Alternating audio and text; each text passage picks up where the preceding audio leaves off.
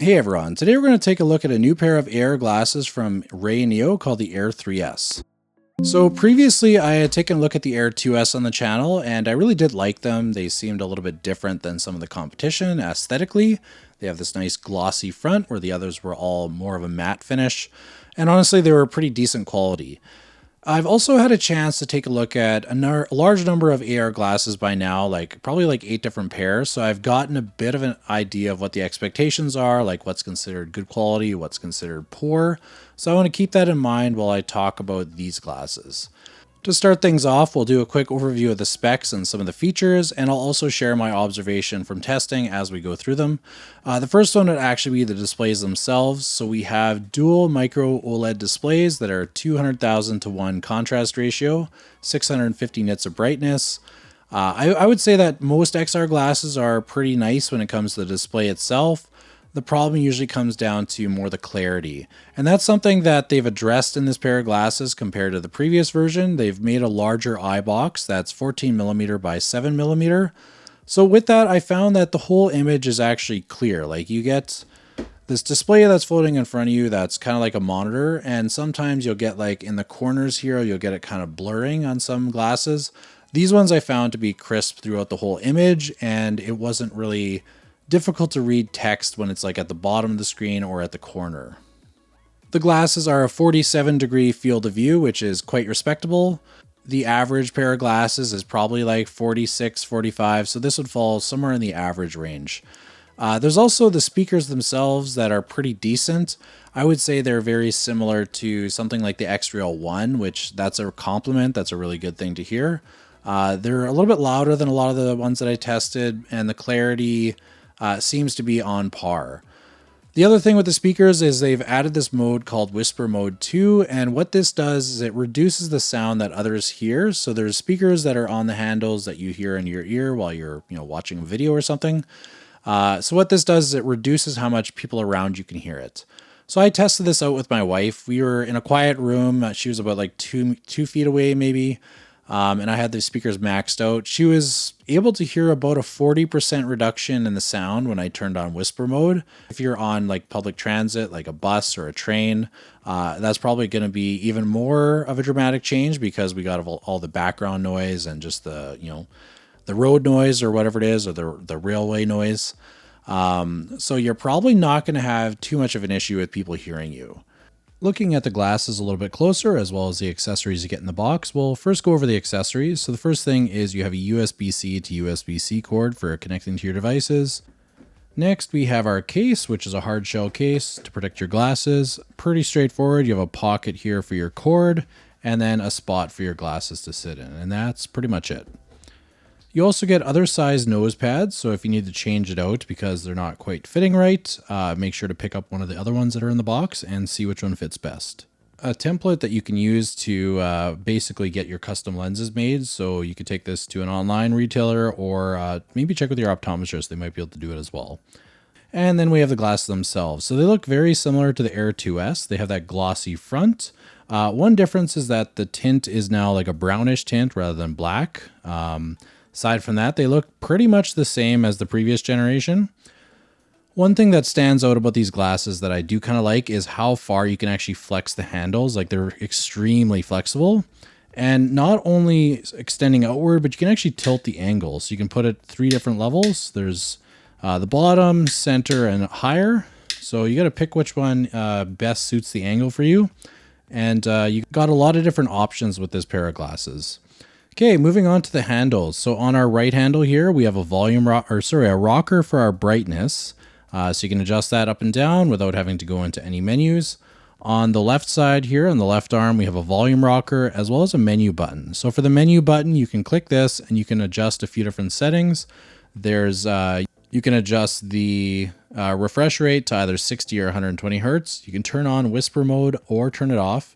And you can also pick the color temperature. There's a few different modes you can pick from. At the end of the handle here, we have a USB-C port. This is where you plug in your USB-C to your device. And then lastly, we have our nose pads. So these click out and you can replace them with a different one.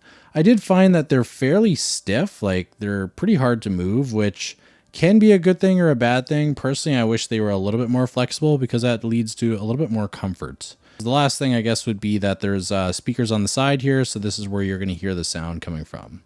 Overall, a pretty nice looking pair of glasses. All right, next, so what can you all connect to the Air 3S? So there's a large amount of devices that are compatible. A lot of them are just plug and play, like a phone here, for an example. You just plug in your USB-C cord and you're good to go.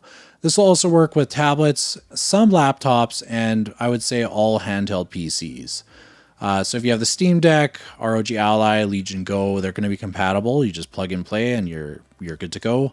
Devices like laptops is kind of hit or miss. You have to just make sure that they have display out over USB-C, which most modern laptops have, but if you have something that's a few years old, you might not have that feature. So you just want to double check that before you purchase these glasses, because you might need an accessory.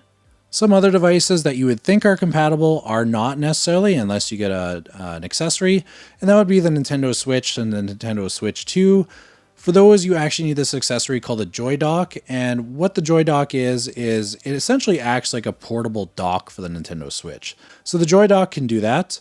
What you can do also is for the regular Nintendo Switch, you can get this little snap case that'll click onto the back of the console. And then from there, you can slide in the Joy Dock, and it's very quick to plug in your Nintendo Switch. All you need to do is take this little USB-C cord, plug it into the Switch, and then put that into the Joy Dock, and you're good to go. Plug in your glasses and just press the power button. The nice thing about the Joy Dock too is it also has a 10,000 milliamp hour battery in it, so you're going to extend the life of your Nintendo Switch playtime. The other thing to know for your Nintendo Switch is you're going to have to remove the Joy-Cons off of the console, so you can't hold it like you would a normal handheld. You're going to have to remove the Joy-Cons, and that's just due to how Nintendo has it set up. Now, I can't say for certain that the Nintendo Switch 2 will be compatible, but I'm pretty sure it will, and RayNeo is also fairly sure that it will, so we're going to have to wait till I actually get one to test it out, but I'm assuming it's also going to work. Hopefully, they'll also release a snap-on accessory for the back of the Nintendo Switch 2, so that you can just plug it in, snap it on, and then slide your dock in, just like we can on the regular one.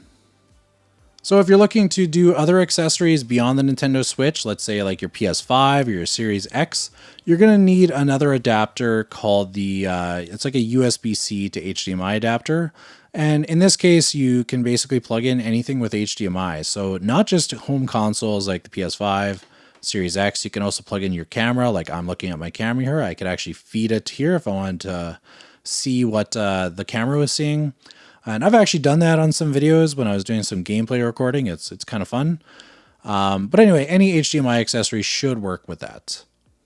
So that's an overview of the glasses, the accessories. Now, what do I actually think of this thing? So I would say that, there are a few things that I like and a couple things that I think could improve.